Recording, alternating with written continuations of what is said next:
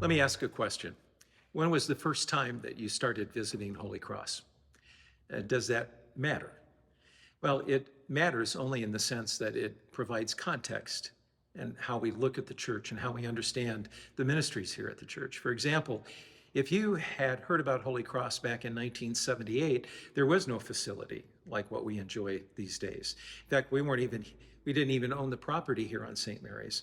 Instead, there was a pastor developer from the Lutheran Church that had been assigned to the area, started knocking on doors, and the first worship service was held at Oak Grove School in the gymnasium. That was home for the congregation for quite a while. In 1980, the congregation was formally organized, and in 1984, they acquired the property that we now have here on St. Mary's Road. And in 1984, they began to make plans to build the first unit, the first facility, and that first facility provided a worship space, more permanent home. We moved in 1985, and that space is what we call now the gathering space. You'll notice in there a large cross on the wall and 3 stained glass windows above it. And once upon a time, there was a pipe organ in one of the corners and pianos, and there was an altar and baptismal font and chairs, and that's where we worshiped for a long time. In 1994, we built a first addition to the facility, and that was our education wing, which is where our preschool is. And then things began to happen, the church began to grow, and plans were made for a new sanctuary space. And the one that we now enjoy was actually started in 2000 and completed in March of 2001. And we moved in that on Palm Sunday officially of that year. Another building program took place a few years later in 2007 with occupancy in 2008, and that's what we refer to as the West Wing, which is where our early childhood ministry, our Celebration Child Care Center is. So there have been a lot of changes to Holy Cross over the years, but one of the things that's been constant is that we've gathered together for worship, and we've had significant space, meaningful space that provides us with the opportunity to hear God's word, to celebrate the sacraments, to be together, enjoy the music, the arts, and so forth. One of the things that we decided when we built the new sanctuary, that there were certain design features that we wanted to incorporate. One of them was that architectural design is what I would characterize as kind of minimalistic. It's pretty straightforward, it's simple. You'll notice that there are no windows, or at least no windows with direct sunlight. Instead, everything is indirect sunlight, and that was done on purpose because we knew that technology was going to play a part in worship in the future. But also we recognized too that there were some different ways that we could treat that symbolism of light and how we could feature it with the windows that we have and the window boxes. The other thing that we did, we created a Raritas wall. And a Raritas wall is this feature behind me, and it's part of that front of the sanctuary that protrudes out. And it was blank when we first moved in. We decided to put a cross on it, and the cross that is in the gathering space was there. And we left that cross there for a number of years. And then we began to realize that one of the things that we wanted to do was to add a piece of liturgical art. And that was the plan all along. You know, when you look at our sanctuary, the one that we have now, there's 2 unique features. There's the mosaic, which is one of a kind, and then there is the pipe organ. And that pipe organ was the original pipe organ, but some adaptations have been made, and the facade pipes were added, and it becomes a prominent feature in our sanctuary as well.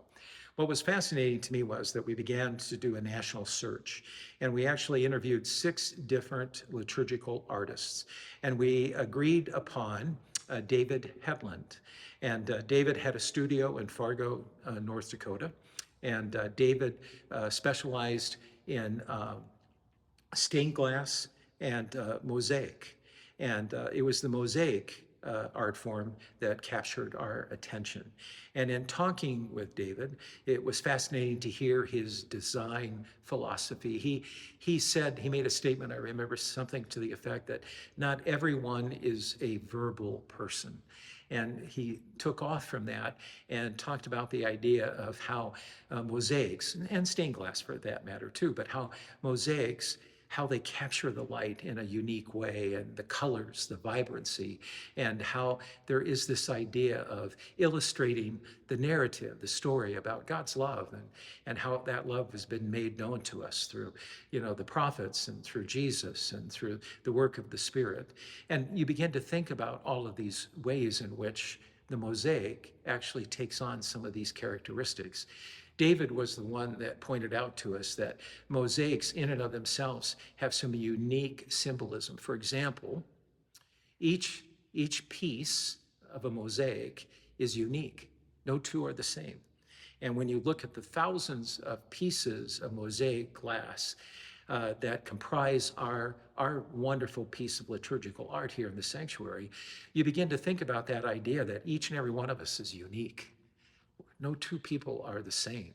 And it's the idea that as we think about our lives and our faith journey, it's those little moments, right? The little pieces that sometimes get put together and they begin to compose a larger narrative. They begin to compose a journey of faith and a journey of life.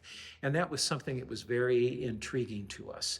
And we really liked that. And so we made a decision that we were going to use this ancient art form of mosaic tiles and to be able to use that in our sanctuary space, which was fairly modern and minimalistic. And we thought the two would be married together in a unique way. So we commissioned with David and we began that design journey. And that design journey started in 2004. And unfortunately, though, partway through it, David was diagnosed with cancer. And he came to us and said he needed to take care of himself. He needed to undergo chemo and radiation, and I think some surgery was involved. And it just was taking too much out of him. And he did not feel like he was able to provide us with the services that we needed. And so he said to us, there are other artists in his studio that could take over.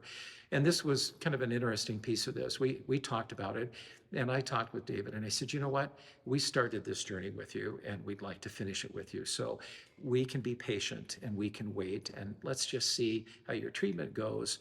And maybe there's going to be a time, in the future where you're going to feel like you have the energy again to come back. And that's exactly what happened. He called us up one day and let me know that he was feeling better and the treatments, he was going through all of this, and that he started to feel energy again. And he had been thinking about some design ideas, and we started that whole process up again. He completed that. And in 2005, we commissioned his studio to actually create the mosaic. Now, the mosaic is comprised of 5 panels, and the mosaic itself is 15 feet across and 15 feet high. But by the time you add the wooden frame and everything to it, it's more like 20 by 20 feet, the whole piece on that reredos wall. So as we think about this, part of this was that we commissioned the studio to prepare this. It took about 8 to 9 months. They came in January of 2006. They built scaffolding in the sanctuary. And in preparation for that, we had entered into an agreement with local craftsmen and artists.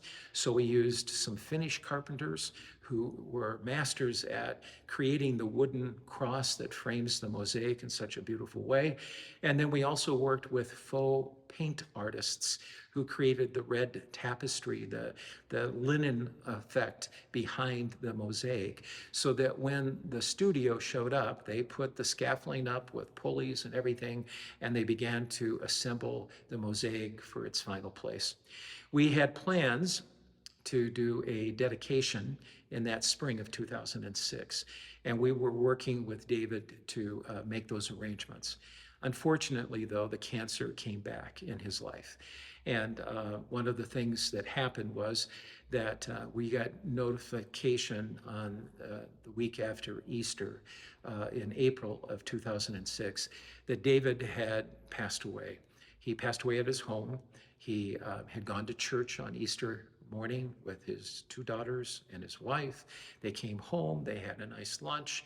He told his wife that he was feeling a little tired, went into their family room to rest, fell asleep, and it was about dinner time, and I was told that His wife said to one of their daughters, "Why don't you go wake Dad up?" And she went in, and he had passed away. When you think about the ways that he had dedicated his art, to the gospel and to the promise of everlasting life and salvation and redemption and forgiveness and unconditional love, it almost it almost seemed very fitting that David's life came to an end on Easter Sunday, and so we were sad. And what happened is this work actually became his last commissioned piece, and we're privileged to have it. And it's been a part of our life here at Holy Cross. And what's interesting to me is that, there's so much symbolism, so much richness, to the piece that I never tire of looking at it. I see something different all the time. And I think depending upon what's going on in our lives, that's how art is supposed to inspire us, right? To help us to see something that maybe we didn't see before.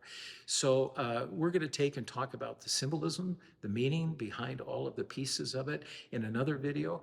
But for now, we just wanted to share this history, if you will, of how the Mosaic came to be through the generosity of gifts from members of the church, through the talent of David Hetland, through the perseverance and the dedication of the people in his studio and those that installed and worked on the piece to bless us with a piece of liturgical art that continues to inspire us to this day.